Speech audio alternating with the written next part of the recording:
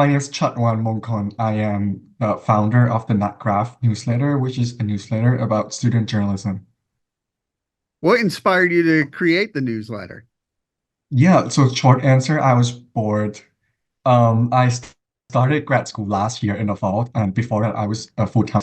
And like my life was so busy, right? As you can imagine, as a reporter, you go out there and you work basically, every day, like all day and all night, looking through records and doing different things. I went to grad school at the New School, New York, and I also worked two part-time jobs, but I had a lot of free time. I had a lot of like downtime. I went to see my professor in Connecticut as well. I talked to him like, I'm so bored. I miss reporting so much. What should I do? And we were like brainstorming new ideas, what I should do. And he suggested that I start a newsletter writing about something. So first I was writing about like I was covering journalism events and panels, trainings that were happening in New York and virtually. Um, well, those panels, they were experts, right? And I just wrote about that. But then um, as I was doing that, I felt like I wanted to find some focus and like a beat for myself because that was kind of like so broad and I didn't get any, I didn't see any growth in subscription. So I wanted to find like a niche. And I thought that 2023 was a year where student journalism gained a lot of recognition. I mean, student journalism has always been there, right? And has always been making impact in their communities. But they got a lot of spotlight in 2023. But I was a student journalist myself too in Connecticut. So I knew that we were making some kind of impact. We were, our stories led to conversations in our campus. But yeah, as I was saying, I thought that 2023 was like the year that this got a lot of recognition. But I felt that it was just the same paper, the same legacy papers from big name J schools that got those recognition, that got those spotlight. And I'm not saying that they're not doing a good job. Their works are like great, but I feel like there are smaller newspapers, smaller student newspapers, and like lesser known student newspapers who are making impact in their own ways, in their own communities too. So I just wanted to write about them and be a platform for them to highlight their work. Um, when I was in school, there was a similar newsletter. It's called The Lead. Um, Poiter, I think, funded that for a while, and it was really helpful when I was reading it in terms of like seeing what other student journalists are doing. And then, it helped me with crafting my story ideas and it helped me with finding tools that I can use in my reporting. Um, so I hope that my newsletter can be the same thing, can serve as the same, kind of like resource for student journalists to come and see what people are doing and across the country, other student journalists are doing across the country. Where did your journalism journey begin? I would say that in college, but although I think I have always been like consuming media my whole life, and even in high school, I went to high school in Thailand, and I came here during my senior year to Michigan. But in Thailand, I started a YouTube channel for my high school to kind of like report on events, interviewing people about different topics, getting student opinions out there. And I feel like I've always been kind of like distributing information since I can remember. And I came to high school here, I did yearbook, and I enjoy talking to people, interviewing people, taking pictures, telling stories. And I went to college here, um, and I did student newspapers, took journalism classes, and I just thought it's a very interesting field. What is it like for you to meet student journalists trying to evolve the business? It is very interesting because I think that student journalism has always been there, right? As I said, and they've always been reporting stuff, not only stories out of their campus, but stories out of their host cities and towns too. But in the past years, we have seen a lot of newspapers, local newspapers closing. So I think student journalists' work became more prominent because we no longer have local news outlets to rely on, right? So I feel like they are stepping up to bridge that gap a little bit, and people recognize their work more. What are some of the things you've learned from your fellow journalists?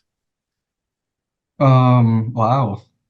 I think I learned that there are so many stories out there that, you need to do, you need to spend time on, you need to really dig deeper. And, when people tell you something, um, always question that, right? And try to dig deeper into behind the scenes of that information.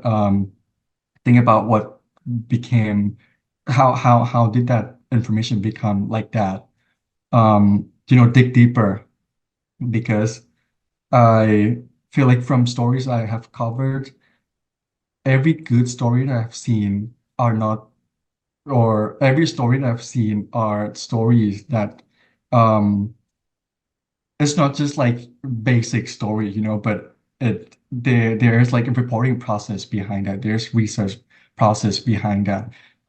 There's a story that I'm running on Monday. It's about Texas University Star, which is a student newspaper in Texas State University. Um, they wrote about transfer of a quarterback from Arizona, and that football player has a sexual assault case in Hawaii when he was in high school. And whenever every other news outlet reported on his transfer, just like the fact that he's transferring to Texas, they went back to, look for court documents from Hawaii and report on that. And their story sparked public outcry on campus, and eventually the football player withdrew from the university. And all that happened within the span of 9 days. So I think that every good story, what I learned from them is that you gotta dig deeper and try to find the real story, I guess. What's, in there. What has the feedback been for your newsletter? It's been really good. I wouldn't say that it's growing very quickly, but it's been steady and it's growing. I started the student journalism focus on in December, I think, and subscription almost more than doubled, I think, since then. Wow. And I'm grateful for my professors at the new school too. They have been, talking about it in class, and I've been connecting with people who are experts in, or who have experience in student journalism, educators, journalism professors, and I've been trying to just cold emailing people, student editors to say that, hey, there's this new newsletters out there. Please consider subscribing or, sharing it with your friends. So it's been really helpful and it's growing. You can subscribe to. Yes, I did Oh, subscribe yeah. yesterday, so I will definitely be following. What is it about newsletters that catch people's attention? I don't know. I feel like it was the easiest way for me to kind of like start something on my own because I cannot start, my own news outlets, right? Right. And I felt that this was a thing that a lot of journalists have been doing. So I thought, and it was, suggestion from my professor too.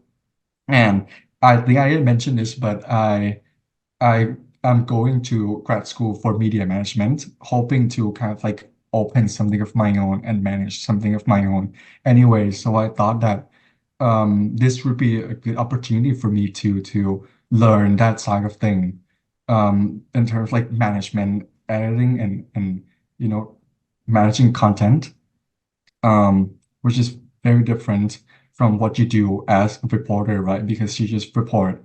But now, I've been trying to promote my own things, and it's really hard. You have to talk to a lot of people, and it's been interesting.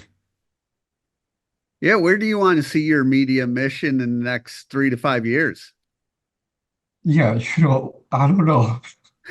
That's a very interesting question because I have had a lot of thoughts. I came to grad school because I felt like um it is journalism is sad right now, right? Local news is dying and people are trying to figure out news business models and you know, large media corporations are buying up a lot of newspapers, right? And decisions are not being made for the sake of those local communities. But say a newspaper is in Texas, but decision makers in New York, what would they know about, what's at stake for those communities or what people in those communities want? So I kind of want to open something of my own and be a part of that, like group of people who are trying to figure out new business model for journalism because I don't think it's seen as a public good or a public service anymore when it is supposed to be. But at the same time, I was from Thailand. I grew up in Thailand, right? And the media industry, journalism industry in there is interesting as well. Um, so it's very different from American journalism industry, but it has its own problem. But I also want to go back there and report stuff that's happening in that region as well. So I'm kind of like debating if I should pursue something in Thailand or pursue something here. But yeah, that's TBD.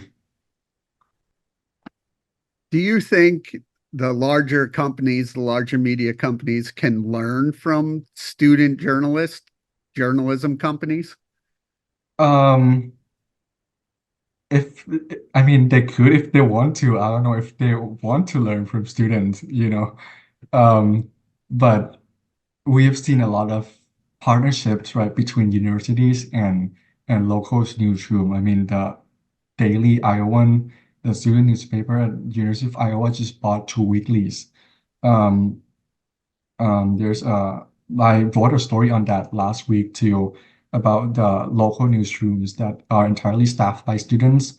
I think it was in Indiana, Virginia, and Kansas. So that's an interesting model too, and definitely I think these large media corporations can take a look at and learn from if they want to. They should. So, how can people subscribe to you? It's on Substack. It's called the Nutgraf with an F, so Nutgraf.